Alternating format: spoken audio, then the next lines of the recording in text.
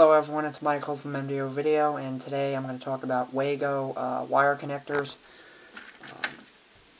These things right here, as you can see, this here is the wago 221 lever nut.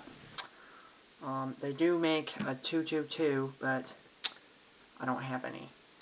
So you can see the way these work is you've got these little levers, okay, and you put wires in there and then you snap them shut.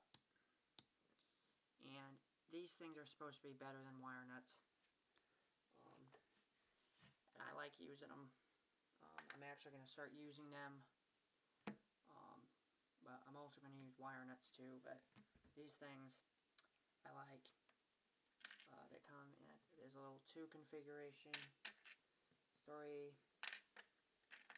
and 5. And I got these things on Amazon.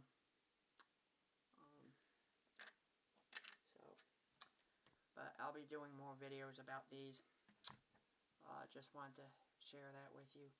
Hope you enjoy the video, and thank you for watching. Have a nice day. Bye.